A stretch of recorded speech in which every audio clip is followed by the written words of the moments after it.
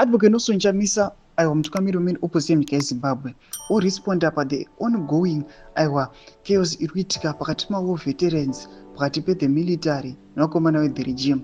Panguva inoi vanhu vakunyatsokuona kuti aiwa vanhu henyu munomboti opposition ndio inokonzeresa, ndio isingadi kuti nyika muite change. Tichikuona vakomana vethe regime vakadestroy opposition, Nelson Chamisa panguva ino akanyarara, hapana kana zvaari kumboita, but we are still seeing and observing chaos iri kuitika muthe ruling party ZANU-PF pachavo vega nevakomana mavo veterans arimo muthe ruling party ZANU-PF. Saka pina mashoko atinoona kuti Nelson Chamisa anyatsokuonekwa as the remaining beacon of hope for freedom yenyika yeZimbabwe. Don't subscribe or like or turn the bell. Kuti muda paendo pake mudanyora chiti happy days are coming and his time is the best. It is God who makes nations giant and great. God will make Zimbabwe a giant.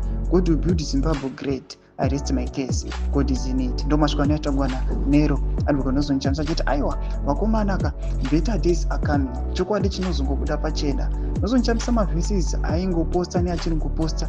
People they are now understanding that Advocate Nelson Chamisa by rely on my Bible verses rather than relying on my supplies in my pockets. Kuya mapockets achinonesa achipiwa aiwa mari nevakomana sezvakaitwa nevamwe vatengeswa muziva kuti tinozotaura edu mazita.